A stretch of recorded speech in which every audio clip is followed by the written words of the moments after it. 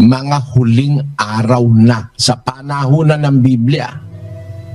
At ang palatandaang nasa panahon na tayo ng mga huling araw.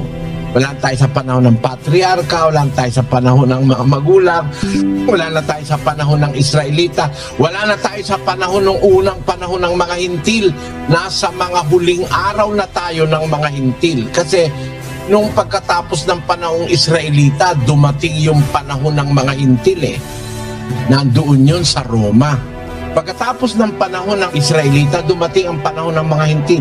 Tapos sa panahon ni Timoteo, sabi ni Pablo, mga huling araw na lang tayo. Nalalaman mo ito, sa mga huling araw, mula kay Timoteo, darating ang panahong mapanganib. Mapanganib na talaga. Perilous times. Perilous time ngayon eh.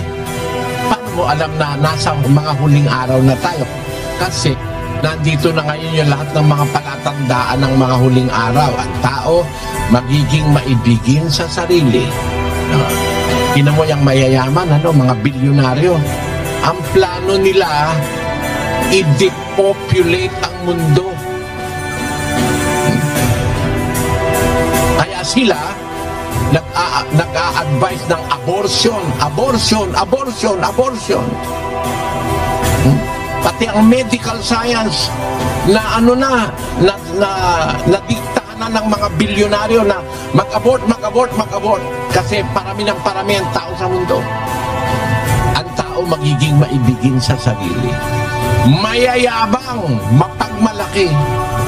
How do we know that we are in the last days of the history of the planet Earth? Ano yung last days? Kasi sa Biblia meron pa 1,000 taon eh. Pagbabalik ni Kristo may 1,000 taon pa. Tama pa rin. Kasi yung 1,000 taon, para sa Diyos, isang araw lang yung pwede eh. No? Katumbas lang ng isang araw sa Diyos yung 1,000 taon eh. Kaya mga huling araw na lang talaga ang natitira. So yan po yung ating gustong pag-usapan sa oras na ito mga kaibigan. Yung tungkol po sa mga nangyayari ngayon. Kung meron ba itong kinalaman sa huling araw na sinasabi po ng Biblia. Ito ba yung sinasabi sa Biblia na mapanganib na panahon na sinasabi ni Apostol Pablo, mga kaibigan, doon po sa 2 Timoteo Kapitulo 3, versikulo 1 pababa. Ito na ba yon mga kapatid, yung mga huling araw na mapanganib? Sa video ito mga kaibigan, makikita natin, maaring ito'y isang magiging banta o isang magiging guide natin para wag po tayo mabagabag sa mga nagaganap sa panahon ngayon mga kaibigan. Kasi kung atin pong titignan yung mga nangyayari ngayon mga kapatid ay talagang mapanganib na ang mundo. Kasi kung saan-saan nababalitaan yung mga krimen, yung mga iba't ibang mga kaganapan sa mundo, yung digmaan, hindi po natitigil. At isa pa itong nagva-viral ngayon na yung rapture, na kung saan ay hula sila ng hula, gaya yung naganap na Feast of the Trumpet, na kung saan yun daw ang pagdating ng Panginoong Jesucristo. Malalaman natin dito mga kaibigan, ano ba yung kinalaman ang mga kaganapang ito. Sa pamamagitan ng video ng kapatid na Eli, marami po tayong matututunan. Kaya inaanyayahan ko po kayo na sana po ay tutukan po ninyo ito at hanggang sa matapos, nang sa gayoy magkaroon po kayo ng idea tungkol po sa mga huling araw at tungkol sa pagbabalik ng ating Panginoong Jesucristo. So para hindi po tayo magluwat na mahabang oras, narito na po mga kaibigan. Magandang araw po sa inyo mga kapatid, saan man kayo naroon, sa ating mga panauhin, sa lahat po ng, pati sa mga bashers natin sa internet. Marami kasing hindi tumitigil ng pagbabash. Magandang araw din sa inyo. Sana makasumpong kayo ng peace of mind, yung katahimikan na hindi ang maging opisyo nyo, pati yung totoo, pati yung tama, tinututulan pa ninyo. para doon sa nagpadala ng kanyang tanong, Blanc and Noir. Alam mo kapatid na nagtatago sa pangalang Blanc and Noir. Yan suggestion mo, magandang mapag-aralan yan. Marami tayong suggestion na tanggap nung nakaraan. At binigyan ko ng mga insight para maintindihan ng mga nagtanong ang magiging takbo ng ating pag-aaral. Pero napili ko yung kanyang tanong kasi maraming masasakop ito, pati yung nagtatanong tungkol sa Antikristo, tungkol sa 1,000 years, tungkol sa... Kaya yun ang reason kaya ako ito napili na ito ang sagutin. Kasi ang tanong niya about sa nangyayari sa panahon po ngayon. So concerned yung nagtatanong tungkol sa mga nangyayari sa panahon ngayon. Paano ba yung makikilala yung panahon ngayon? Magandang pag-usapan kasi isa ito sa aral ni Kristo na kanyang pinuna sa mga Hudyo. Na ang mga Hudyo na kalaban niya noong unang 100 taon ay mga mangmang na hindi nakakaalam ng kalagayan ng panahon. Magbasa tayo sa 16:1 ng Mateo, kapatid na Daniel. At nagsilapit ang mga Fariseo at mga Saduseo na tinutukso siya na sa kanya'y nagsisihiling na sila'y pagpakitaan ng isang tanda na mula sa langit. Datapwat siya'y sumagot at sa kanila'y sinabi, sa kinahapunan ay sinasabi ninyo, bubuti ang panahon sapagkat ang langit ay mapula. At sa umaga, ngayoy uunos sapagkat mapula at makulimlim ang langit. Kayo'y marurunong magsikilala ng anyo ng langit.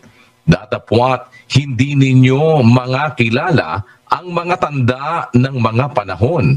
Ayan. Marunong kayong kumilala sa anyo ng langit. Pero hindi nyo makilala ang mga tanda ng mga panahon. So isa palang mahalagang bagay na nauunawa natin ang mga tanda ng mga panahon. Meron po palang mga tanda na ibinabadya ang mga panahon. Sa pamamagitan ng mga tanda, na sa English ang tawag po dyan ay the signs of the times. Ye hypocrites, sabi niya, ye can discern the face of the sky. But can ye not discern the signs of times? It is obvious that knowing the signs of time is part of the will of God for man. We have to know in what time we are in and what is happening in our times. We have to be aware of what is happening because the Lord Jesus Christ said, we will be hypocrites when we can discern the face of the sky, but we cannot discern the sign of time. So let us ask the Bible. Alamin natin sa Biblia, ano ba yung mga signs of times o mga tanda ng mga panahon na hindi nakikilala nitong mga Pariseo na nagtatanong kay Kristo, magbigay ka nga ika sa amin ng tanda. Sabi, ang sagot ni Kristo sa kanila doon sa 16:4, ang isang lahing masama at mapangalon niya ay humahanap ng tanda at hindi siya bibigyan ng anumang tanda, kundi ng tanda ni Jonas. sabi ng Kristo kasi tinatanong siya, ano ba tanda na pwede mong ibigay na galing sa langit? Ang gusto nila, tanda na galing sa langit ang ipakita ni Kristo. Kaya beware mga kapatid, pag dumating na po yung false Christ o yung Antikristo, magpapakita yon ng tanda galing sa langit. Ano yung tanda na galing sa langit na ipapakita ng Antikristo. Pakinggan nyo ho, para meron lang kayo agad ideya. Doon sa Apokalipsis, Kapitulo 13, ganito ang sinasabi sa versikulo 13. At siya'y gumagawa ng mga dakilang tanda na anupat nakapagpapababa ng kahit apoy mula sa langit hanggang sa lupa sa paningin ng mga tao. 14.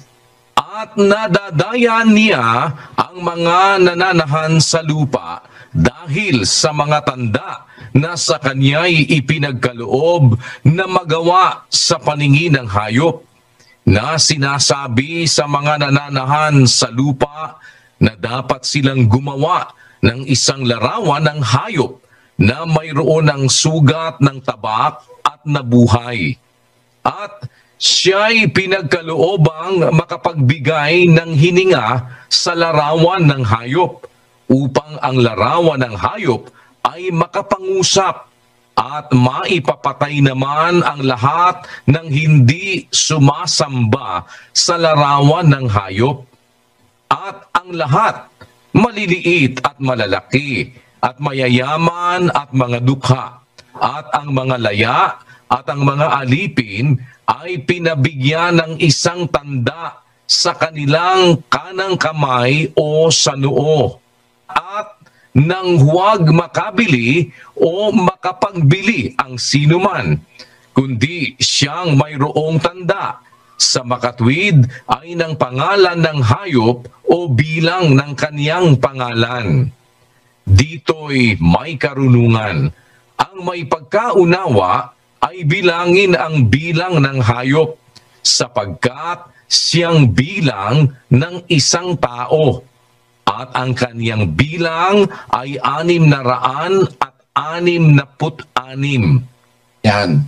Kung napansin nyo, yung Antikristo, yung 666 na sinasabi, yun, sa panahong maghahari siya sa lupa, gagawa siya ng tanda mula sa langit. Magpapaulan siya ng apoy mula sa langit. Mahirap yun eh. Sa ordinaryong tao, pagka nakapagpaulan ka ng apoy, hahanga na sa'yo. Kaya maraming tao ang madadaya ng Antikristo, magbibigay siya ng tanda galing sa langit. Kaya po yung salitang madadaya, maaano ka, makukumbinsi ka na talagang siya ang Kristo. Tandaan niyo po, yung Antikristo, magpapakilala yon na siya ang Kristo. Hindi siya magsasabi ng iba. Siya ay magsasabing siya ang Kristo. At magbibigay siya ng tanda sa tao para madaya niya. At ang isa pang tandang gagawin niya, papagawain niya ang mga tao sa mundo ng larawan ng hayop. Image of the beast. At yung larawan ng hayop na yung pagsasalitain niya. Imagine para nakakita ka ng manika, nagsasalita. Ito, hindi itsura ng manika ito. Sa teknolohiya ngayon, makakagawa ka ng isang parang totoong tao, kagaya ng ginagawa ng Hapon. Gagawa sila ng mga robot, parang mukhang tao na talaga, at marunong nang mangusap, magsasalita ng sari-saring kapusungan laban sa Diyos, at ipakikilala niya na siya ang Diyos mismo. Kaya ang mga tao madadaya, sabi ng salita sa Apokalipsis, doon sa 14, nadadaya niya ang mga nananahan sa lupa dahil sa mga tanda na sa kanya ipinagkaloob na magawa sa paningin ng hayop, na sinasabi sa mga nananahan sa lupa na dapat silang gumawa ng isang larawan ng hayop na mayroon ng sugat ng tabak at nabuhay. Yan. Pinapakita ko lang sa inyo as early na Ang Panginoon Kristo nung nasa lupa siya, tinutukso siya ng mga Pariseo na magbigay siya ng tanda na para mapatunayan nilang siya nga ang anak ng Diyos, siya nga ang Mesiyas. Ang sagot ni Kristo, alam niyang nanunukso lang itong mga to. Hindi naman totoong naghahanap sila ng katotohanan. Sinabi niya, isang lahing masama at mapangalo niya naghahanap ng tanda. Hindi sila bibigyan ng anumang tanda, kundi ang tanda ni Jonas, at siya'y iniwan niya at yumaon. Dito tayo mag-umpisa sa ganitong aspeto, mga kapatid. Sinabi ni Kristo sa mga Saduseo at Pariseo, nang hihingi kayo ng tanda, hindi ba kayo marunong kumilala ng anyo ng langit? Pagka sinabi nyo sa umaga, uunos, uulan, sapagkat mapula at makulimlim ang langit. Pag sa gabi naman, nakita nyo na sa kinagabihan sabi, bubuti ang panahon sapagkat ang langit ay mapula. Marunong ang wika kayong kumilala ng anyo ng langit. Datapot hindi nyo makakilala ang mga tanda ng mga panahon. So babalikan ko sa inyong isip, ang mga panahon po may mga tanda. So maputol ko lamang po mga kaibigan, pasensya po yung mga nagsasabi na wag ka na po kasing sumingit. Reaction video po ito, no? Gusto ko lang isingit ito mga kaibigan na sa mga hindi po pala sa Diyos, yung mga hindi po sumasampalataya, yung kalaban ng Diyos, yung mga antikristo, ayon sa talata na binabasa ng kapatid na Eli, ang napapansin ko, para sa mga unbeliever, hindi po nila nakikita yung mga tanda na maaaring kung kailan babalik ang Panginoong Jesucristo. Kaya kung meron silang sinasabi tungkol po sa pagbabalik ng Panginoong Jesucristo, malilito po sila, malilinlang sila kasi hindi nila napag-unawa yung talagang totoong tanda sa pagbabalik ng Panginoong Jesucristo. Kasi ayon dito sa talata, hindi po ibinigay ang Panginoong Jesucristo yung talagang tanda sa kanya sa mga panahon, mga kaibigan, dahil masasama po sila. So kung kanino lamang po ipakita yung mga tanda ng mga panahon, ay ito sa mga anak ng Diyos na totoo, mga kaibigan. Kaya yung mga nagsasabi dyan na rapture, o kung ano-ano mga kaibigan, huwag po kayong maniwala kasi napakalinaw po itong itinuturo ng ating kapatid na Eli ayon po sa Biblia na dapat mapagsuri po tayo. Unang-una siguro dyan ay lalapit tayo sa Diyos, manalangin po tayo. Para wag tayong makinig sa mga timeline na yan na gaya ng ginagawa po ng mga ilan. O tignan nyo tuloy, pati yung mga nagsasabing matatalino dyan, mga teologian, naniniwala sila sa pagbabalik ng Panginoong Jesucristo noong September 23. Kasi hindi nila alam yung mga timeline talaga yung panahon na meron silang sinusunod na timeline, hindi naman sinabi ng Panginoong Jesucristo. So, napakaganda itong pag-aaral natin mga kaibigan. Isa po itong guide natin para makita natin yung mga tanda ng mga panahon. Tuloy natin. Ngayon, sa anong panahon na tayo ngayon? Kasi marami pong panahunan sa Biblia. Meron tinatawag sa Biblia, panahon ng mga patriarka, panahon ng mga Israelita, panahon ng mga Hintil, at panahon ng mga huling araw. Yung panahon ng patriarka, yun ang sinasabi doon sa Hebreo. Yung patriarka po, para sa mga hindi masyadong marunong nung salitang Kastila, yung patriarka, panahon ng mga magulang. Yung patriarka, mga magulang yun. Ibig sabihin, panahon ng nila Abraham, nila Isaac, yan, nila Jacob, panahon ng patriarka yan. Nung panahon na yon, nagsasalita ang Diyos sa mga tao. Basahin natin ang Hebreo 1:1. Ang Diyos na nagsalita ng unang panahon sa ating mga magulang sa iba't ibang panahon at sa iba't ibang paraan sa pamamagitan ng mga propeta ay Ang nagsasalita po rito si Apostol Pablo. Sabi niya sa mga Hebreo, ang Diyos na nagsalita ng unang panahon. Aba, meron palang tinatawag sa Biblia, unang panahon. Sa panahunan pala ng mundo, merong unang panahon. In time past, ang sabi sa English, God who at sundry times, yung pong salitang sundry na itinranslate sa English, yan po ay ang ginamit diyan sa Grego, yung salitang polumerose. No? Ang kahulugan ay portion, many portion. Ibig sabihin, may portion talaga ang panahon. May portion. Many portion.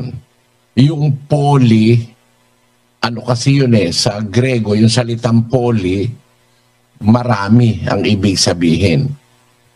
Ito po, ang pronunciation nito, poly, pero kung babasahin mo dito sa given pronunciation sa dictionary ng Greek, kung di mo alam na basahin sa Grego, babasahin mo ito, polumerose.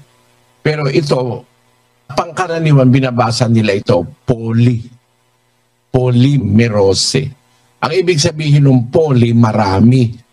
Parang polyclinic, maraming clinic. Polymerose. Ang ibig sabihin po nun, maraming portion. Kaya yung translated in English na sundry times, no? Ibig sabihin, maraming panahon, nung nakaraang panahon, nagsalita ang Diyos sa maraming panahon, sa maraming paraan. God who at sundry times and in diverse manners spake in time past unto the fathers by the prophets. Ang ibig pong sabihin, doon sa panahon ng mga fathers o sa panahon ng mga patriarka o sa panahon ng mga magulang, nag-uumpisa yan sa panahon ni Eva at ni Adan, tapos sa panahon ni Seth, tapos sa panahon ni Enoch, tapos sa panahon ni Noe, tapos sa panahon ni Abraham, tapos sa panahon po ng anak ni Abraham na si Isaac, at sa panahon ni Jacob, tapos nanganak si Jacob ng 12 lalaki, yun po ay mga magulang pa rin yun, magulang naman yun ng mga Israelita. So marami na pong nakalipas na mga panahunan sa mundo na ang tawag ni San Pablo, ang Diyos na nagsalita ng unang panahon sa ating mga magulang in times of the fathers. Sa iba't ibang panahon, sa iba't ibang paraan, sa pamamagitan ng mga propeta. Nagsalita ang Diyos. Nung araw po, nung nagsasalita ang Diyos, wala pa pong Biblia noon. Kaya ang sabi ni Pablo, nagsalita ang Diyos. Nagsalita lang. Wala pa kasing paraan ng tao noon para makapag-record o makapagsulat. Kaya ang Diyos nagsasalita, yung sinalita niya, ipinapasa nung narinig ni Abraham salita ng Diyos, ipinasa niya yung kay Isaac na kanyang anak. Tapos narinig ni Isaac yung salita ng Diyos kay Abraham, ipinasa niya yung kay Jacob. Si Jacob naman na napasahan nung sinabi ng Diyos kay Abraham, pinasa naman niya ito sa 12 anak niya na naging 12 patriarka ng lahing Israelita. Noong mga panahon na yon, ang Diyos po nagsasalita, iba-ibang panahon, iba-ibang paraan, pero walang nare-record pa dahil wala pa po noon ang paraan ng pagsulat ng mga salita. Hindi pa naiimbento doon sa mga panahon ng patriarka ang pagsusulat. Kaya nung si Propeta Enoch, kasi sabi sa iba't ibang panahon, sa iba't ibang paraan, sa pamamagitan ng mga propeta. Ang isa po doon sa kinausap ng Diyos na propeta ay yung si Enoch. Basahin po natin ang Judas 1:14. At ang mga ito naman ang hinulaan ni Enoch na 7 sa bilang mula kay Adam, na nagsabi, narito, dumating ang Panginoon na kasama ang kaniyang mga laksa-laksang banal. Ang mga ito, sinasabi ni San Judas sa panahon ng Bagong Tipan, itong mga taong mapanirampuri, itong mga taong masasama, ito rin naman ang wika ang hinuhulaan ni Enoch na 7 ang bilang mula kay Adan. Ba, napakalapit pala kay Adan ito. 7 lang. Noong panahon na yun, wala pa pong marunong magsulat. Kaya yung nagsasabi ngayon, natuklasan na raw nila yung Book of Enoch, malaking panluloko sa kapwa-tao yan, mga kapatid. Imbento yung Book of Enoch na yan, kahit sabihin pa yan matandang manuscripts, may nag-imbento na yan matandang panahon na. Para bang pinalalabas, si Enoch nagsulat. Sa panahon ni Enoch, wala pa pong marunong magsulat noon. No? Wala pa po. Kaya ang Biblia, naisulat, ang unang aklat ng Biblia, sa panahon na ni Moises, panahong Israelita na. Lagpas na ang panahong patriarka. Kasi doon sa mga panahon na yon, hindi pa marunong magsulat ang mga tao noon. Kaya ang mga hula noon, ipinapass on sa pamamagitan ng pagtatawid sa, sabi, by way of mouth, sinasabi. Kaya nung humula si Enoch, hindi nasulat yung hula niya, pero naipasa yon sa mga sumusunod na henerasyon. Naipasa. Sa panahong patriarka, wala pa po ang paraan ng tao ng pagsulat. No, wala pa po. Hindi pa po masyadong marunong ang tao noon kung paano ire-record ang mga salita. Kaya kung napapansin niyo sa nag-aaral ng Egyptology, wala pa silang letters noon Pati yung mga Semitic language na sinasabi, wala pa po silang letra noon. Ang ginagamit lang nila noon, mga hieroglyphics yata ang tawag doon. Parang mga signs, no? Magamit sila ng bulaklak, ibon, hayop, no? Para i-record ang ibig nilang sabihin, pero mahirap mo maintindihan. Naintindihan lang yan ngayon nung magkaroon ng science of Egyptology. Dinadissect nila yung mga signs na mga tanda-tanda para mai-express ang isang pangungusap. Isa yan sa mga napapansin natin sa wika ng mga Chinese. Ang mga Chinese po, isa sa mga antigong tao sa mundo.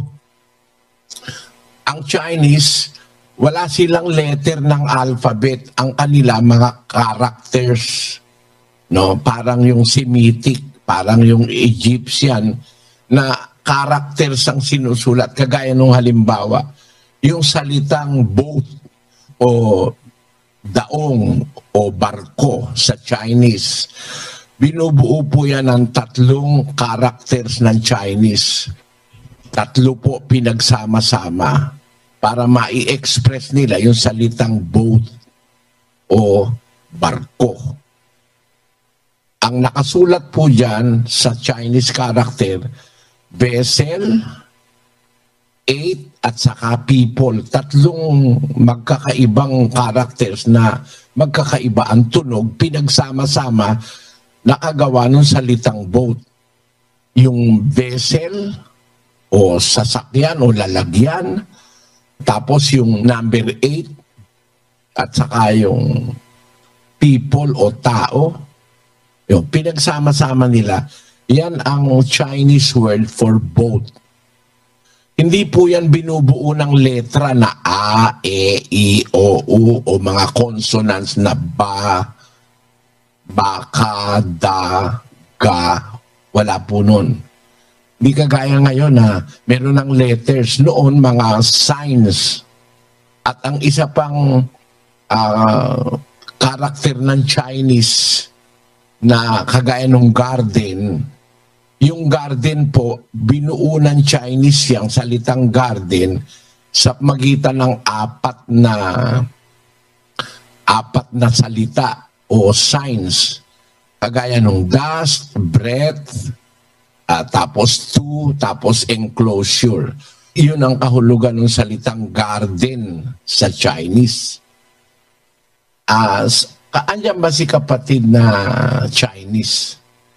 Paano mo bigkasin yung salitang garden sa Chinese, kapatid? Bigkasin mo nga yan. Yuan. Paano? Yuan. Y-U-A-N po. Yun pinyin po niya. Y-U-A-N? Apo. Paano kung bigkasin? Yuan. Tama.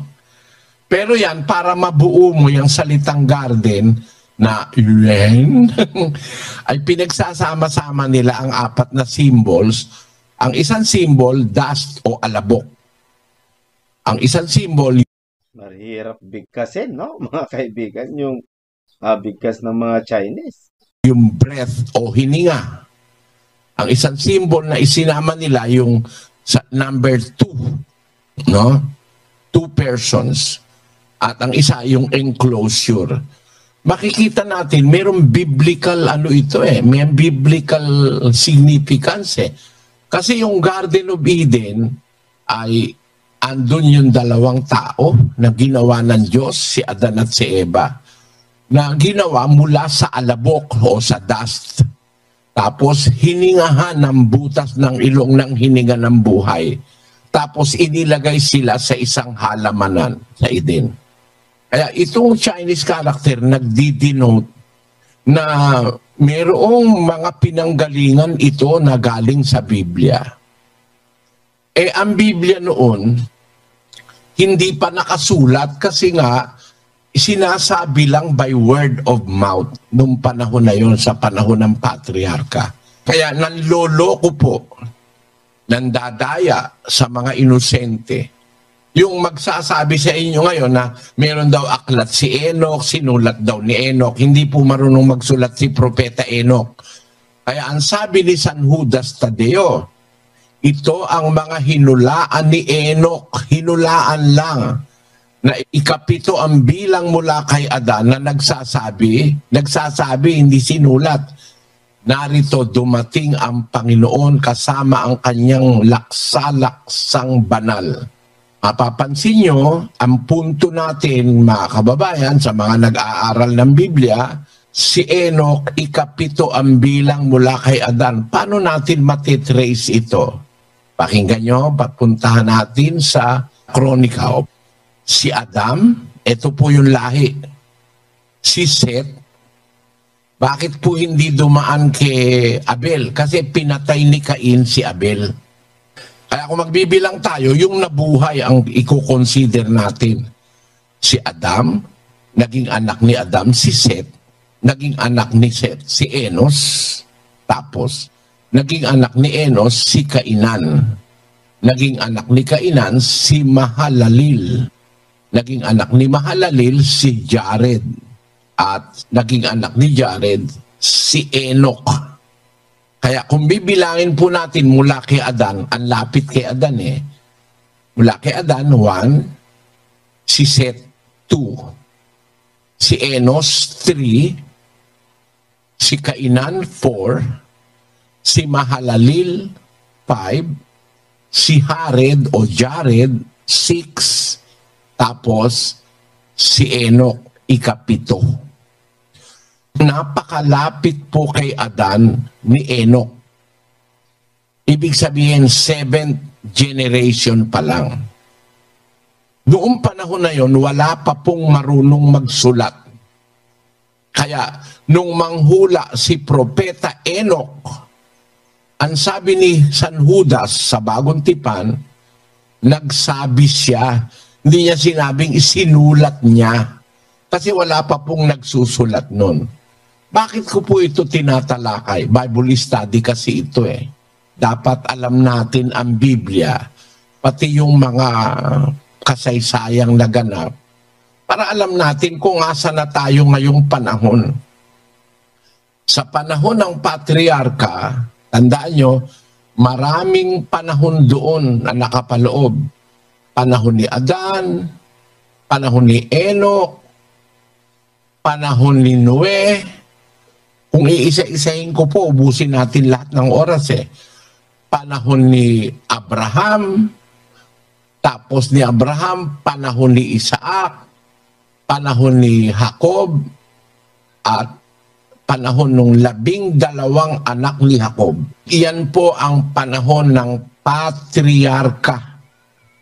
Sa mga panahon na yan, nagsasalita ang Diyos sa mga magulang, dun sa mga patriarka, sa pamamagitan ng mga propeta.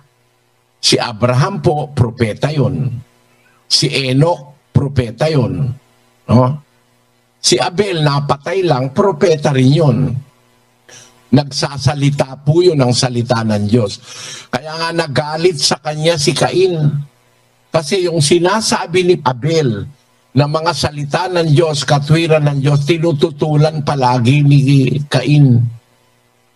Kaya pinatay niya si Abel. Kaya yung pagkapropeta ni Abel ay hindi na masyadong na-record ang marami na sinabi niya. Pero nakita ni San Pablo ang significance noon nung patayin ni Cain si Abel, pinatunayan ng wika ng Diyos na si Abel ay matwid. Kasi patay na siya, nagsasalita pa. Ang kanyang dugo nagsasalita pa. Ang propeta po kasi nagsasalita ng salita ng Diyos. Kaya ibinilang ng Panginoong Hesus si Abel na propeta. Basahin po natin sa Mateo. Pakinggan nyo sa 23:35. Kapatid na Daniel. Upang mabubo sa inyo ang lahat na matwid na dugo na nabuhos sa ibabaw ng lupa, buhat sa dugo ng matwid na si Abel hanggang sa dugo ni Zacarias na anak ni Barakias na pinatay ninyo sa pagitan ng santuario at ng dambana. Ayan, sabi ni Kristo sa mga Hudyo, mabibilang sa inyo, pananagutan ninyo ang lahat ng matwid na dugo na nabuhos sa ibabaw ng lupa mula sa dugo ng matwid na si Abel. Ba? Lalabas si Abel, isinama ni Kristo sa hanay ng mga propeta mula sa dugo ng matwid na si Abel hanggang sa dugo ni Zacarias na anak ni Barakias na pinatay ninyo sa pagitan ng santuario at ng dambana. 37. O Jerusalem, Jerusalem, na pumapatay sa mga propeta. Tanyo, propeta yung binanggit ni Kristo eh. Kaya ikinukonsider ng Panginoong Hesus si Abel na propeta. Mula sa propetang si Abel, pinatay na ng masasamang magkakalahi na ito. Unang-unang kalahi niyang mga masasamang tao na yan si Cain, na pumatay kay Abel na kanya mismong kapatid. Tapos, lahat ng mga propeta hanggang kay Zacarias, pinatay nitong mga taong masasama. Kaya ang sabi, upang hingin sa lahing ito ang dugo ng lahat ng mga propeta na ibinuhos sa sanlibutan Basahin natin ang 11:50 ng Lucas. Upang hingin sa lahing ito ang dugo ng lahat ng mga propeta na ibinubo buhat ng itatag ang sanglibutan. Tuloy. Mula sa dugo ni Abel hanggang sa dugo ni Zacarias na pinatay sa pagitan ng dambana at ng santuaryo. Oo, sinasabi ko sa inyo na ito'y hihingin sa lahing ito. Lahat ng propeta, pinatay nitong mga taong masasama, magkakalahi ito hanggang sa panahon ng mga masasamang tao sa panahon ni Kristo. Hihingin sa inyong lahi ang dugo ng lahat ng mga propeta na ibinubo buhat ng itatagang sanlibutan mula sa dugo ni Abel hanggang sa dugo ni Zacarias na pinatay sa pagitan ng dambana. Kaya alam na natin ngayon yung palang panahon ni Abel, panahon ni Seth, panahon ni Abraham, ni Noe, etc. Yun ang panahon ng mga patriarka. Nagsasalita na ang Diyos doon. Oh. Pero kung itutuloy natin sa 1:2, umpisahan natin uli sa 1:1, kapatid na Daniel, hanggang 2. May singit ko lang mga kaibigan. Meron lang po kasi akong napansin doon sa binasa ng kapatid na Eli doon po sa Lucas chapter 11 verse 50 hanggang 51. At sa Mateo chapter 23 verse 27 na kung saan ang pumatay po pala sa mga propeta mula sa dugo ni Abel hanggang kay Zacarias, no, na anak ni Barakias, na pinatay itong mga Fariseyo. Lumalabas na itong mga Fariseyo, kamag-anak nila yung pumatay sa mga iba pang mga propeta, at magiging yung mga anak itong mga Fariseyo ay magiging criminal din, mga kaibigan, na kung saan maalala po ninyo yung dakilang Babylonia doon po sa Revelation chapter 18 sa verse 24 na ang Diyos ay pinagkakasala itong babaeng Babylonia sa dugo ng lahat ng mga martir, lahat ng mga propeta, dugo ng mga banal. Lumalabas, isa itong mga nasa Jerusalem na mga Pariseyo ang tinutukoy na Babylonia, na kung saan nanggaling sila kay Cain hanggang kay Tower of Babel, sa Babylonia, sa mga Pariseyo, at maging sa Inquisition. Iisa yan, mga kaibigan. Pag-aralan natin yan sa ibang video, mga kapatid. Napansin ko lang, gusto ko lang ipapansin sa inyo, na yung Babylonia, pinagkakasala ng Diyos sa lahat ng mga pinatay ng mga propeta. Nakita natin yung binasa ng kapatid na Eli, doon po sa Lucas 11:50 hanggang 51. At saka sa Mateo 23:27 pababa, mga kaibigan, na itong mga Pariseyo, kamag-anak nila yung mga pumatay sa napakaraming mga propeta. Tuloy natin. Ang Diyos na nagsalita ng unang panahon sa ating mga magulang sa iba't ibang panahon at sa iba't ibang paraan sa pamamagitan ng mga propeta ay nagsalita sa atin sa mga huling araw na ito sa pamamagitan ng kaniyang anak. Nung suguin pala ng Diyos ang anak sa lupa, nagsalita siya sa pamamagitan ng anak. Ang panahon na pala noon, mga huling araw na. Yung Diyos na nagsalita nung unang panahon sa ating mga magulang, sa sari-saring paraan, sa iba't ibang paraan, sa pamamagitan ng mga propeta, yun ding Diyos na yun ang nagsasalita sa atin sa mga huling araw na ito sa pamamagitan ng kanyang anak. Noon palang dumating na ang anak, consider na pala yun mga huling araw. sa pamamagitan ng salita na nakasulat sa Biblia. Mag-umpisa pala nung dumating sa lupa ang Panginoong Hesukristo. Panahon na pala na ang tawag sa Biblia, mga huling araw. Alam mo kapatid, kung mag-aaral tayo ng mas malalim, kaya ko naman sinasabi ito, by chance, baka merong ganong interes ang tao na nakikinig. Kung mag-aaral tayo, napakarami ng panahon na lumipas sa mundo. Bago dumating ang tao sa mundo, bago inilikha ang tao sa mundo, bilyon taon na ayon sa siyensya ang mundo.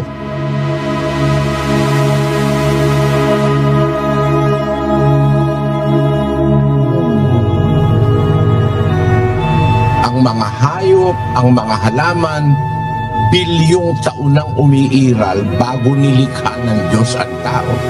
Kung i-consider pa natin yung bilyong panahon na yun, marami ng panahon yun.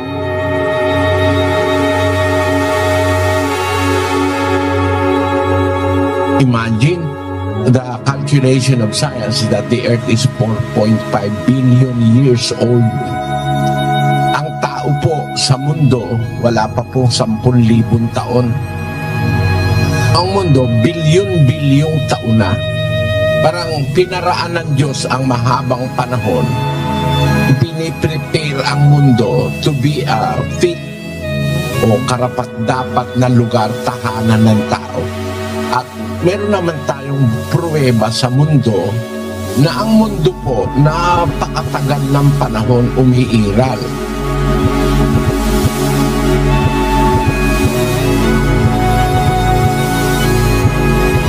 Yung mga records ng fossil, yung mga layers ng mundo. Kasi ang mundo po, yung mga dating, halimbawa, yung dating lupa, natatakpan yan. Pag mayroong pumutok na vulkan, matatakpan, magkakaroon ng ibang layer. Pumutok uli yung vulkan, magkakaroon na naman panibagong layer. Kaya sa pag-aaral po ng mga scientists, merong layers and layers of the earth. Nagpapakita ng maraming panahon ng lumipas.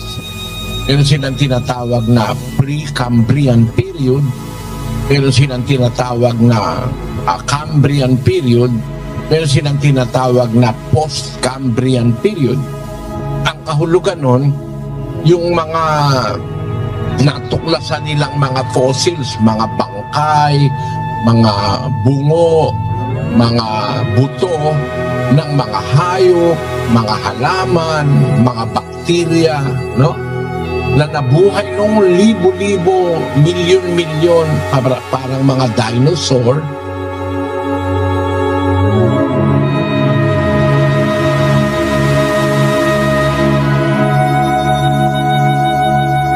Ayon sa siyensya, yung mga dinosaur na yan, nang matay sila, 300 milyon taon na nang mamatay ang mga dinosaurs. So marami na pong panahon. Wala lang tayong panahon para isa-isahin ko sa inyo. And I do not want to turn this program to be a scientific study of paleontology, archaeology, kung ano-ano. Hindi naman po tayo scientifico. Pero maiintindihang madali na napakarami na pong panahong nakalipas sa mundo. At ako'y isang saksi. Nakakita ako ng kalansay ng dinosaur nung pumunta ako sa England. Yung Natural History Museum doon. Kasama kong kapatid na Daniel. Nakita namin yung napakalaking dinosaur. Sabi ko, palagay ko kung buhay itong dinosaur na ito sa panahon natin ngayon. Pag naggagala sa London yan, maraming masasaktan Bakit? Buntot na buntot pa lang, pagkahaba-haba, pag pumagas pa sa buntot yan, basag ka. Ang lalaki ng mga dinosaur. Noong mga panahon na yun, wala pa pong tao sa mundo. Wala pa po noon. Kaya masasabi ko sa inyo, isang maaring di naman pinag-uukulan ng pansin. Nung likhain si Adan, ano po? Wala nang dinosaurs noon. Extinct na ang dinosaurs. Kasi manganganib si Adan at ang human race kung buhay pa ang mga dinosaurs noon. At tama naman ang sinasabi ng siyensya, bago naging tao si Adan, ay namatay na ang mga dinosaurs 300 million years or 165 million years or 65 million years na, no, napatay na yung mga dinosaurs. So napakahaba ng panahon ang naganap sa mundo. Basahin natin itong impormasyon na ito sa siyensya, kapatid na Daniel. Sabi po dito, dinosaurs went extinct about 65 million years ago. At the end of the Cretaceous period, after living on Earth for about 165 million years. Ang kalkulasyon ng mga siyentipiko, 165 million years na buhay ang mga dinosaurs sa mundo, pagkalalaking mga hayop, tapos namatay sila 65 million years ago, nag-extinct sila. Kaya yung kanilang mga taba, yung kanilang mga fossils na iwan sa mundo, yung mga taba niyan, yan ang nangyaring mga krudo, yung miniminang gasolina ngayon. Pati yung mga halaman na nag-exist noong panahon ng mga dinosaurs, yan ngayon ay nandun na sa ilalim ng lupa, yung mga taba. Alam nyo kasi ang taba, hindi nag-e-evaporate yan, mga kapatid eh. Isa sa mga dapat nating maintindihan, yung taba o yung mantika, hindi nag-e-evaporate yan. Eh pagkalalaki ng dinosaur, siguro pagkararaming taba nun, yung kanilang mga taba, pati yung mga halaman noon na nagpo-produce ng taba, maaaring tanongin nyo, meron bang halaman nagpo-produce ng taba? Marami po. Gaya ng mga puno ng nyog. Ang nyog may taba o mantika. Hindi naman po nag-evaporate yun basta-basta. Malibang sindihan mo. Maiipon yun. Nag-ipon muna na nag-ipon sa mundo ng mga resources na kakailanganin ng tao. Kaya may mga dinosaurs, nagkamata, yung kanilang mga taba, napunta sa ilalim ng lupa. Nagkaroon ng mina ng mga taba ron, mga taba, na pinagkukunan ng krudo, ng oil. Ayan, basahin na nga natin ito para maintindihan ng punto ko, kapatid na Daniel. Fossil fuel, any of a class of materials of biologic origin occurring within the Earth's crust that can be used as a source of energy. Fossil fuels include coal, petroleum, and natural gas. They all contain carbon and were formed as a result of geologic processes acting on the remains of mostly plants and animals that lived and died hundreds of millions of years ago. Ayan, animals and plants that died hundreds of millions of years ago. Imaginein mo, isang puno ng olibo. Napakaraming taba ng puno ng olibo, kaya nga may olive oil natabunan. No? Yung taba nun, hindi mawawala yun. Nandun, nakapreserve sa ilalim. Mga plants. Ganon din yung taba ng mga hayop, taba ng kung ano-anong mga hayop na milyon-milyon taong umiral at namuhay sa mundo. Naging parang preparation time. Napakaraming milyon taon noon. Kaya nung dumating ang Panginoon Kristo, tama ang Biblia na sabihin, mga huling araw na. Kasi hindi ka na magbibilang ng maraming taon Kasi araw na lang sa panahonan ng Biblia. Kasi ang panahonan ng Biblia, bilyon-bilyong taon na po ang nakalipas bago nagkatao sa mundo. Iyan ay sinasang-ayunan ng siyensya. Na sinasang-ayunan din ng Biblia na talagang bilyon-bilyong taon na umiiral ang mundo at ang universo. Sasabihin sa atin ng mga saksi ni Jehovah, sasabihin ng mga Sabadista, mali yan sinasabi ni Soriano. Ang tawag dyan scientific. Meron silang tawag yung mga buzzers natin. Mali daw ako na bilyon-bilyon taon na. Kasi ginawa raw ang mundo, 6 na araw lang na 24-hour day period. Hindi po sa 10,000 taon ng mundo, bilyon talaga. Evidences on the planet proves to us that this planet have been existent for billions of years. and the universe also. Paano ko sa inyo papapatunayan ito? Kanyo, hindi nila alam kasi itong gamitin ang Biblia. Dito po sa Biblia, sa Ebreo, ito sa panahon na ni Pablo, isinite niya ito sa 1 Gs ng Ebreo. Pakinggan nyo mga kapatid.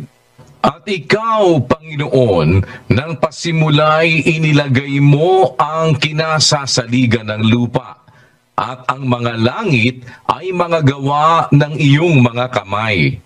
Sila'y mga papahamak, datapwat ikaw ay nananatili, at silang lahat ay mga lulumang gaya ng isang kasuutan. At gaya ng isang balabal, sila'y iyong bibilutin, at sila'y mapapalitang gaya ng kasuutan. Ngunit ikaw ay ikaw rin, at ang iyong mga taon ay di matatapos. Yan. Kinukumpara ni Apostol Pablo ang existence ng Diyos sa existence ng nasa langit, nasa lupa. Sabi niya, ang mga langit ay gawa ng iyong mga kamay. Yung mga nandoon sa langit, gawa ng Diyos yun. Mga bituin, mga galaxy, mga planeta, mga heavenly bodies, lahat ng makikita mo, gawa ng Diyos yun eh. Ito sa lupa, ganun din.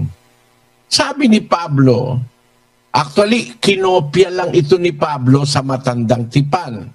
Ang pinagkopyahan niyan, yung aklat ng awit. 102:25, kapatid na Daniel, basahin mo. Nang una ay inilagay mo ang patibayan ng lupa, at ang mga langit ay gawa ng iyong mga kamay. Sila'y uuwi sa wala, ngunit ikaw ay mananatili.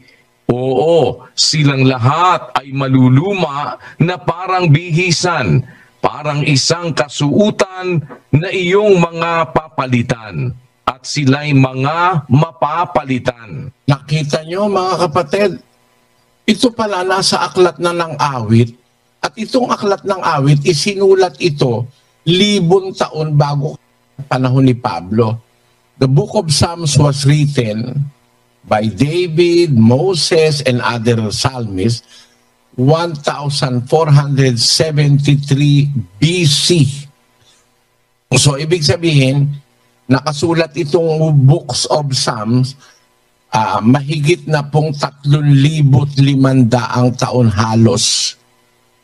3,500 years mula nung isulat hanggang ngayon. Kulang na lang po ng kulang na konting taon, 3,500 years na nakasulat ito sa Biblia. Na ayon sa salmista, yung mga langit, yung ginawa ng Diyos doon, maluluma ang sabi. At mga papalitan, mauuwi sa wala yung iba. Ito nyo, sinasabi yan ni Pablo 2,000 years ago, inulit niyan, sabihin yan sa Ebreo. Na ang sabi niya, ikaw Panginoon, nang pasimula, nilagay mo ang kinasasaligan ng lupa.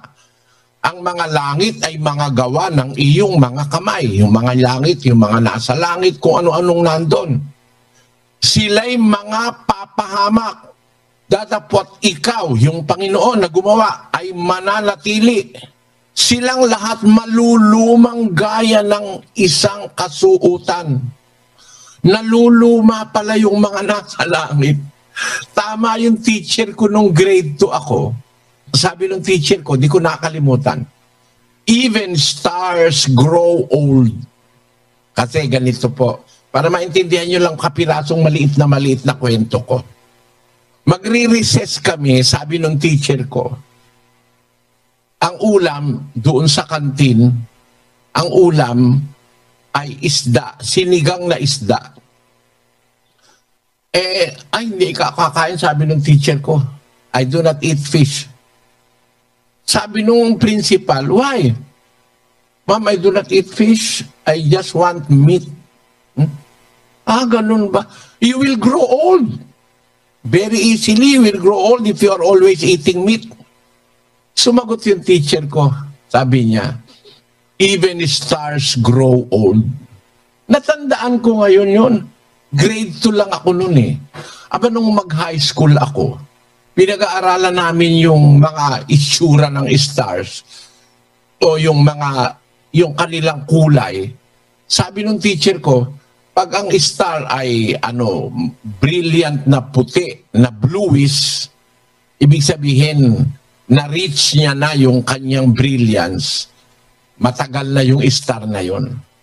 Meron namang star na, nung araw kasi parang ganun hula-hula lang eh.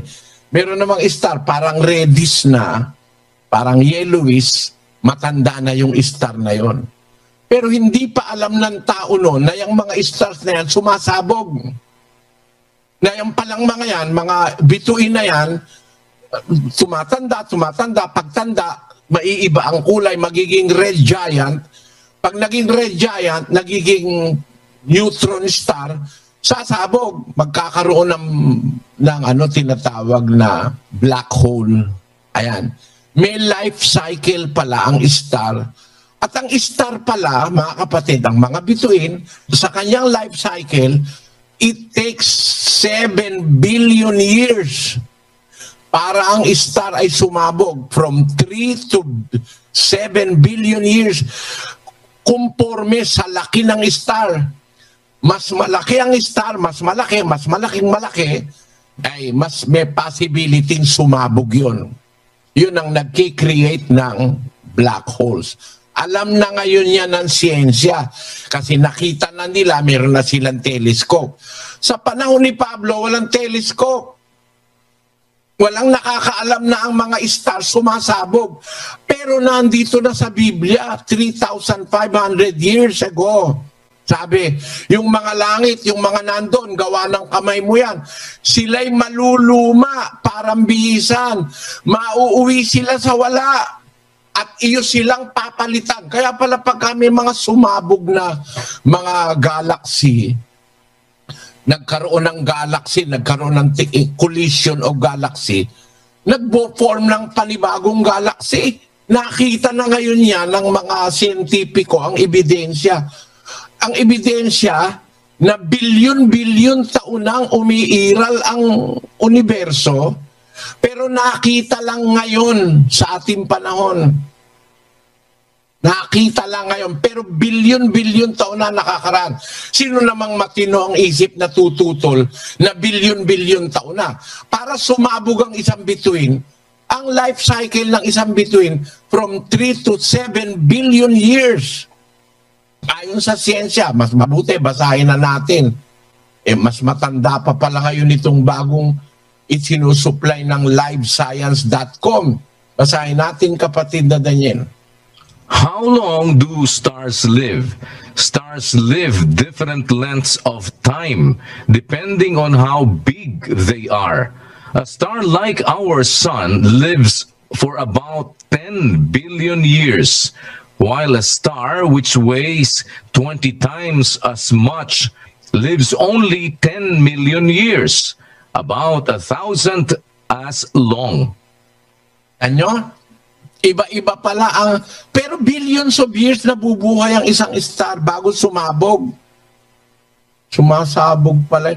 Nasa Biblia yan, 3,500 years ago. Paano kung hindi maniniwala ang Biblia ay talagang galing sa Diyos? Wala namang alam si Pablo nun tungkol sa telescope. Paano niya naisulat? Paano naisulat ng salmista, ni David, ni Moises, yung mga nasa aklat ng awit, 3,500 taon na ngayon ang nakakalipas na ang mga nasa langit pala naluluma, parang bisan, na sila'y mauuwi sa wala, sasabog, o kaya mapapalitan sila. Doon ko na-appreciate yung... Talagang marami akong iniisip. Hindi ko lang alam kung magkatugma po tayo ng frequency. Doon ko na-appreciate yung sinasabi na till the moon deserts the sky, till all the seas run dry, till then I'll worship you.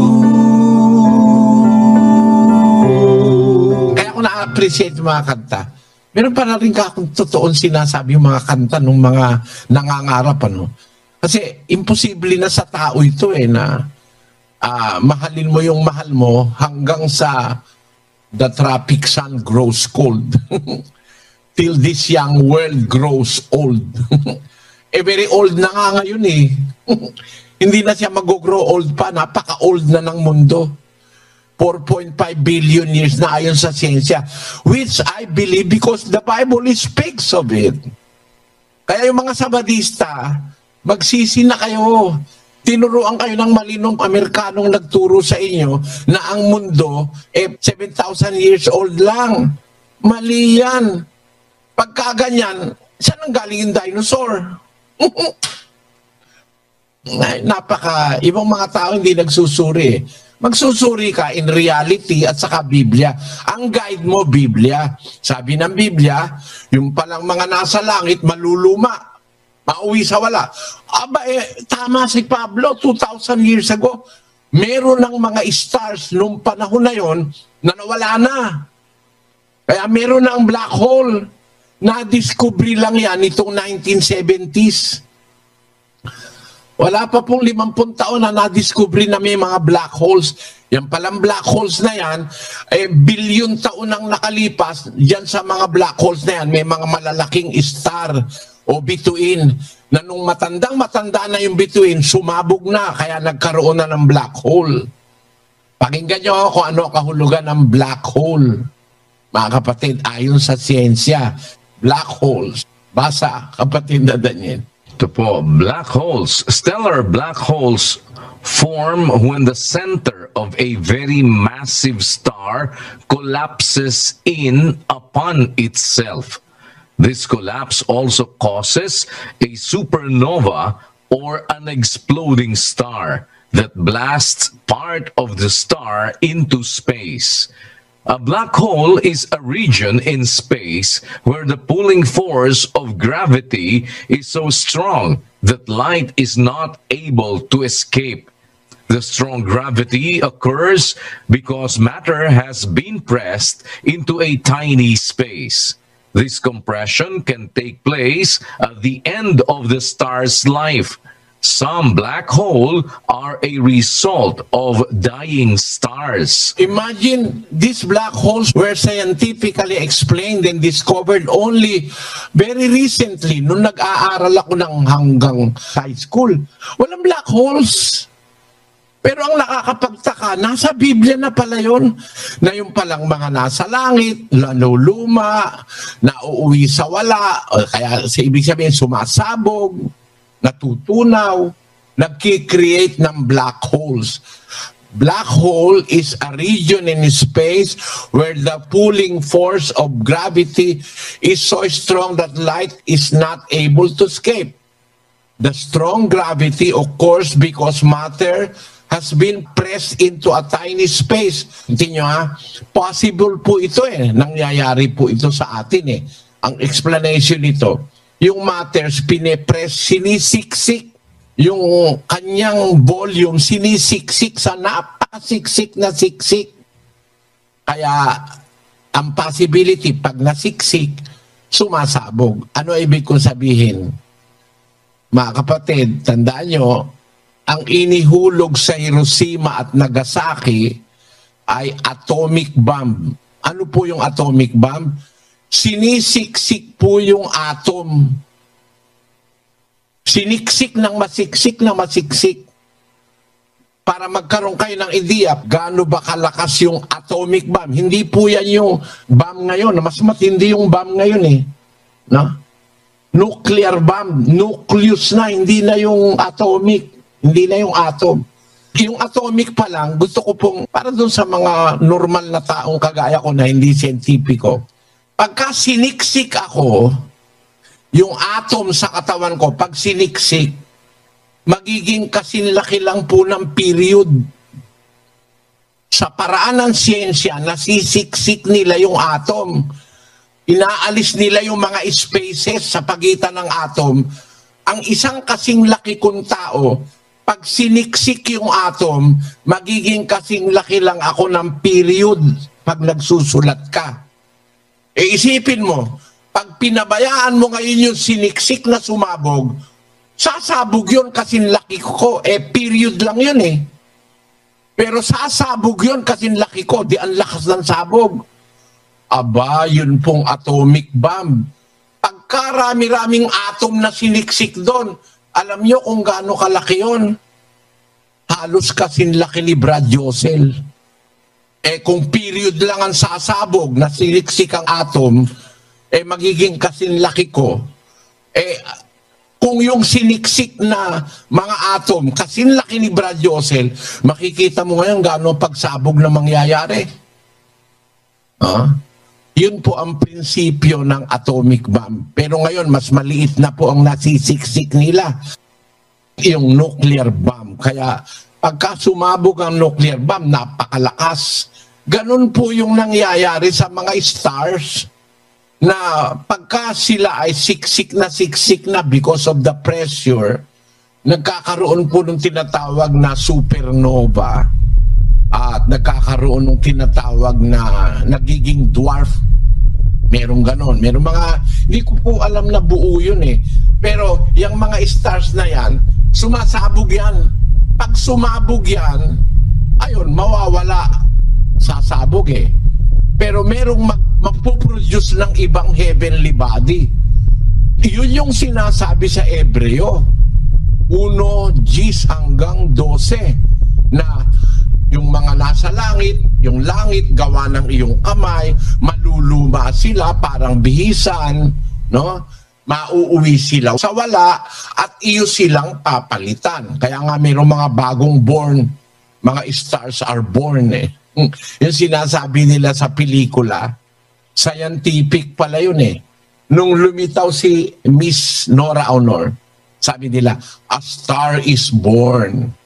Totoo pala yun. Meron palang ipinapanganak na star. Pag may sumabog na, halimbawa, mga collision ng stars, may magiging bagong star o bagong bituin. Ginagamit pala yun ginagamit yan sa pelikula, Brad Daniel, di ba? Yung salita, stars are born. A star is born. In the person of a singer, a star is born. Di ba ganun yun, kapatid na Daniel? Opo, kapatid na Eli, pagka po, lalo na yung mga nagdi-discover ng mga stars o ng mga artista, yun po, ginagamit po nila yun pagka nakapili sila. Ginagamit din po sa mga contest. Meron pa nga pong mga natatandaan akong parang show sa television na ganun po, A Star is Born. A Star is Born. Opo. Para yung wish ba, ano, Brad Daniel? Marami nang naiborn na star sa wish, ano? Sa awa po ng Diyos, opo. Marami na pong sumikat. Yung palang salitang star is born, totoo pala yun by natural processes. Yung matatandang star, yung mga nagko-collide na galaxy, nagpo-produce ng panibagong star. Kaya ang matasabi natin, talagang totoo, bilyon-bilyon taon na ang universo. Kasi hindi naman mangyayari yung ang isang star ay mamatay ng 3 days lang o 5 days lang o 7 days lang kagaya ng paniwala ng mga Sabadista. 6,000 taon lang daw ang universo. Mag-isip-isip naman kayo, pakinggan nyo ang sabi ng Seventh-day Adventist sa kanilang libro, page 76 to 77. Here is a vast span of time, according to scripture chronology, about 6,000 years since creation, and people still have not been returned to the Garden of Eden. Tingnan niyo ang ignorance of these Americans who penetrated the world with their stupid teachings that the world, for them, vast span of time according to scriptures, according to them. But it's not really according to scriptures. Scripture chronology about 6,000 years since creation, it's not true. That creation took place 6,000 years. The very evidence that we have proves that creation did not happen 6,000 years only. Billions of years have passed since creation. Billions of years have passed since creation. Present evidences in science, in the discoveries of science, studying the entire universe proves to us that the universe that was made by God, including our earth, existed billions of years ago. It is one of the parts of the Holy Scriptures revealing to us this thing which the Seventh-day Adventist Church did not notice. Like what the Apostle Paul have said, citing a verse in the book of Psalms 3,500 years ago, written in the Bible, "Thou, O Lord, in the beginning hast laid the foundation of the earth, and the heavens are the works of thine hands. They shall perish." That word, "they shall perish." Are we waiting for them to perish so that we will know that this word is authentic? No. We do not wait anymore for them to perish, because in fact, some of them have perished. Some stars have perished. They have met the limit of their existence. That's why there are now black holes in space, proving that there in that space, which is a black hole, once, billions of years ago, a star was there. A massive star, but it exploded, as the Bible tells us. They shall perish, but the Lord shall remain. They shall all wax old as doth a garment, and as a vesture shalt thou fold them up, and they shall be changed, but thou art the same, and thy years shall not fail. Pinakikita ko lang sa inyo, napakarami na palang panahon na lumipas sa mundo. Ang pruweba niyan, may mga stars dyan sa heaven na wala na. Extinct na. May mga star patay na. Kaya ang iniwan nila yung sa tanda, na ang tanda na yon yung black hole. Ayan o, eto, pakita mo. Ayan o. Yung space na yan, dati merong isang napakalaking star dyan. Pero ngayon parang isang space na napaka-powerful dahil dun sa compression na nangyari, dun sa magnetism na nag-occur. Yung space na yan, napaka-powerful. Ano man ang mapunta yan, hihigupin niya eh. Pati ang light, hindi makaka-escape yan eh. Pati yung ilaw, yung liwanag, nahihigop niyan. Kaya nananatili siyang black hole. Marami na po niyan sa space. Nakita na yan ng mga siyentipiko. Sa magitan ng makabagong mga teleskopyo. Yan pong mga black holes, ang pruweba na bilyon-bilyong taon na ang mundo. And the Seventh-day Adventist Church, up to now, with the advent of modern understanding of science, they still remain to that primitive and unbiblical interpretation that the world is only 6,000 years old, that the creation is only 6,000 years. That is a shame for the scientists of the Seventh-day Adventist Church. And maybe scientists that understands will not remain a member of the Seventh-day Adventist Church. Kasi sabi nila, ang creation daw, ang paglalang, 6,000 taon lang. Hindi po totoo yan. Hindi po totoo yan. Napakatagal na po ng universo, napakatagal na rin ang mundo. Oh, napakatagal na. At napakarami ng panahong lumipas. Kaya pag sinabi ng Biblia na nung bumaba magkatawan taong Panginoon Kristo, mga huling araw na, parang wala ka ng taon na bibilangin eh, mga huling araw na lang eh.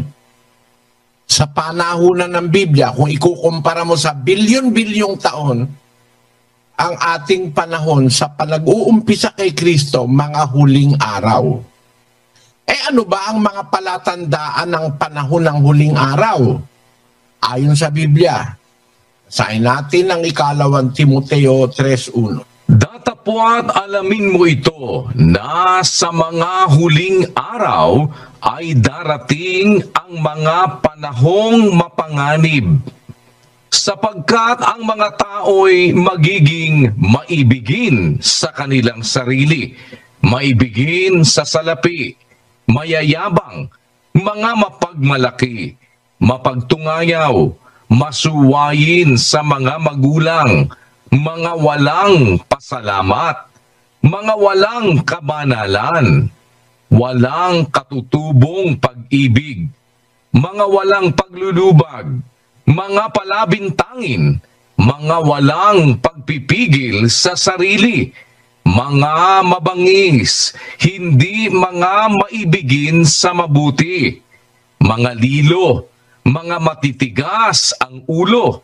mga palalo, mga maibigin sa kalayawan kaysa mga maibigin sa Diyos, na may anyo ng kabanalan, datapwat tinanggihan ang kapangyarihan nito, lumayo ka rin naman sa mga ito.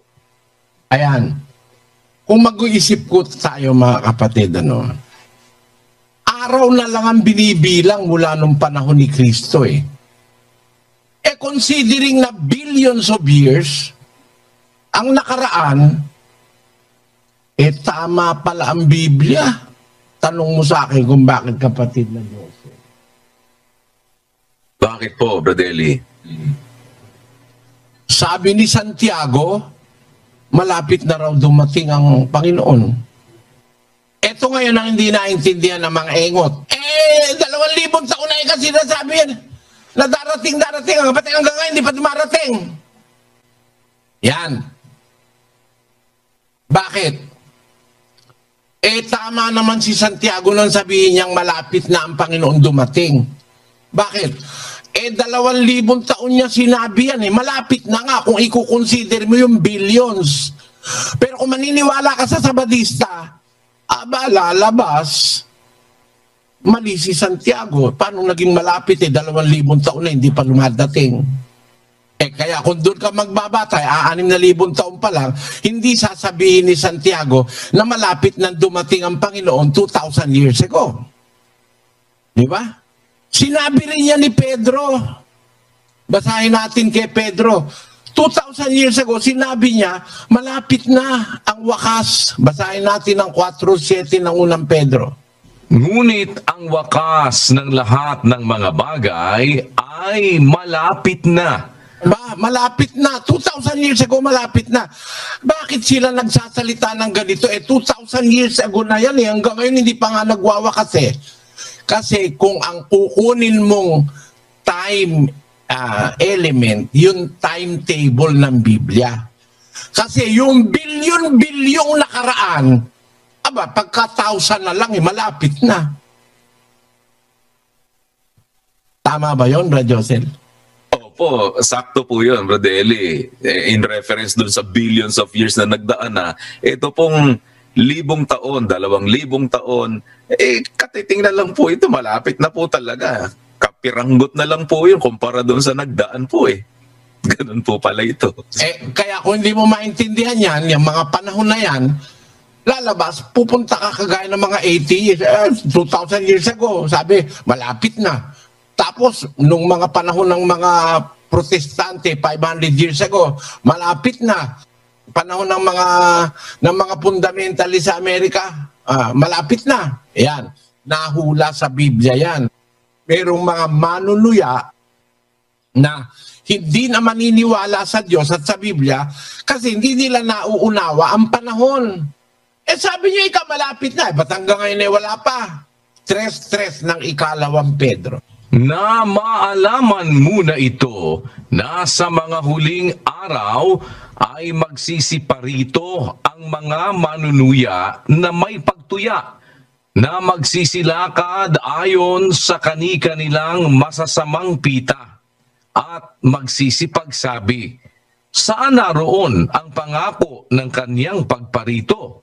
Sapagkat buhat ng araw na mga tulog ang mga magulang ay nangananatili ang lahat ng mga bagay na gaya ng kalagayan nila mula ng pasimulan ang paglalang. Ayan, yan mga manunuya. Sabi ni San Pedro, mga manunuya, tutuyain pa ang Diyos. Asan ikaw ang pangako ng pagparito? Mula pa ng mga magulang, sinasabi paparito. Hanggang ngayon, wala pa. Yun ang sabi kayo ng mga ateista. Wala naman darating kaya ikaw walang Diyos. Sabing ganun. Kung naiintindihan lang ng mga preachers ngayon at mga ngaral ngayon, yung nasa Biblia na ang nakaraang panahon ay billions of years na, maniniwala kang buong buo na araw na lang ang nalalabi sa mundo. Kung timetable ng Biblia ang pag-uusapan natin, there are only few days left na lang bago dumating ang wakas. Kaya tama si Pedro, tama si Santiago, tama ang mga apostol nang sabihin nila, malapit na ang wakas ng lahat ng bagay. Kasi sa panahon na ng Biblia, bilyon na ang nakalipas pagka 1,000 of years na lang, mas malapit na yung kesa sa milyon. Lalo namang napakalayo ng bilyon.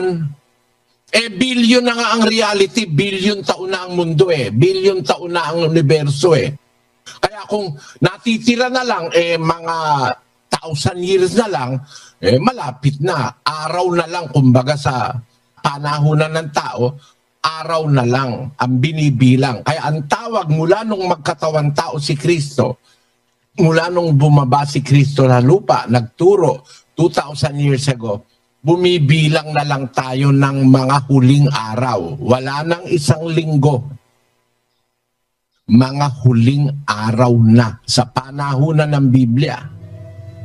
At ang palatandaang nasa panahon na tayo ng mga huling araw. Wala tayo sa panahon ng patriarka, wala tayo sa panahon ng mga magulang, wala na tayo sa panahon ng Israelita, wala na tayo sa panahon ng unang panahon ng mga hintil. Nasa mga huling araw na tayo ng mga hintil. Kasi nung pagkatapos ng panahong Israelita, dumating yung panahon ng mga hintil Nandoon yun sa Roma. Pagkatapos ng panahon ng Israelita, dumating ang panahon ng mga hintil. Tapos sa panahon ni Timoteo, sabi ni Pablo, mga huling araw na lang tayo. Nalalaman mo ito sa mga huling araw mula kay Timoteo, darating ang panahong mapanganib. Mapanganib na talaga. Perilous times.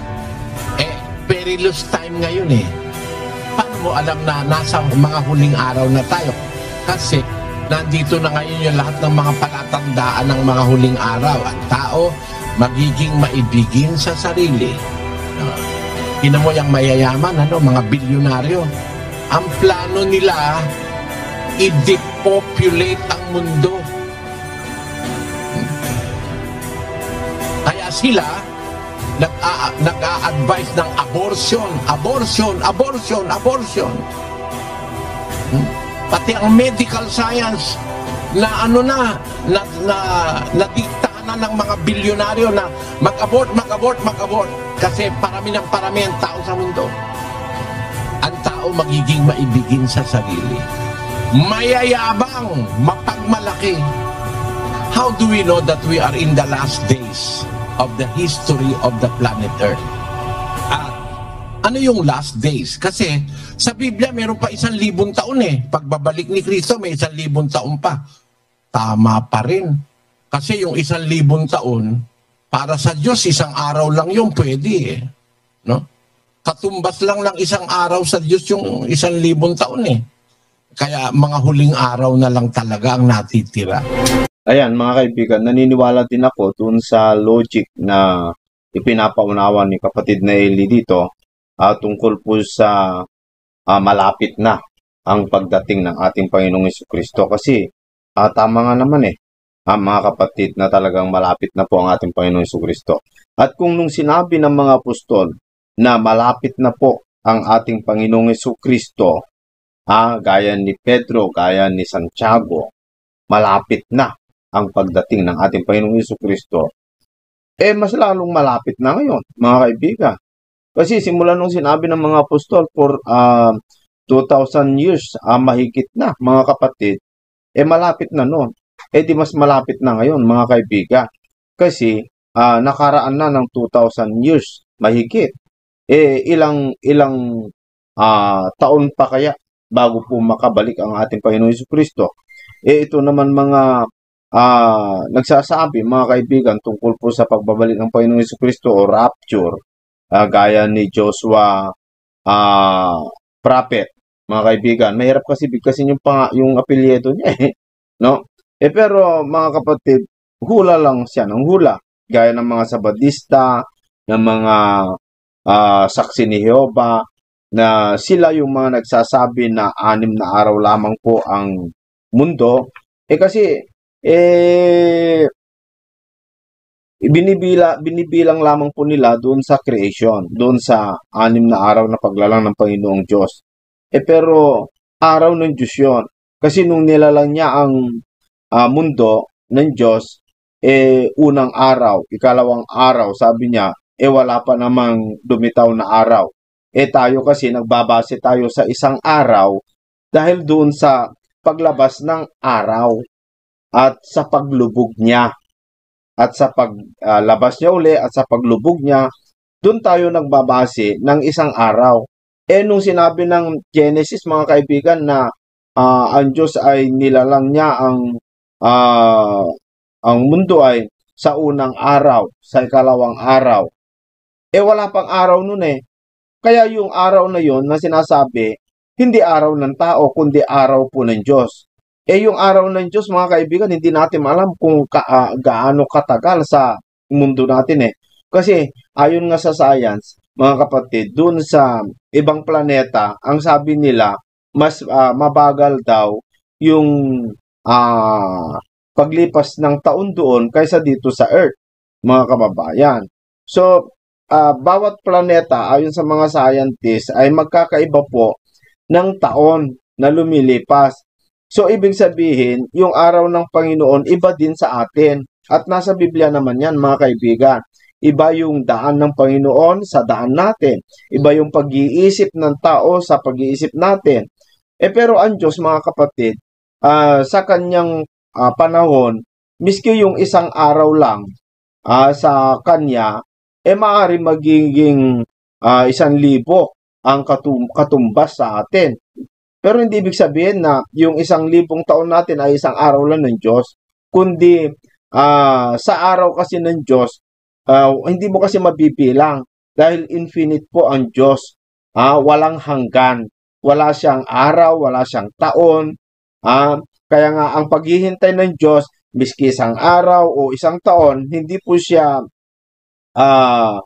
boring sa kanya kasi yung 1,000 taon sa atin, wala naman sa kanya ngayon, no? Walang taon-taon sa Diyos kasi infinite siya. Walang hanggan. Dito lamang po sa mundo na mayroon pong tinatawag na billion years, million years, ganun mga kaibigan. Pero sa langit po, sa Diyos po, wala. Kasi ang Diyos ay infinite. Walang hanggan, mga kaibigan at mga kapatid.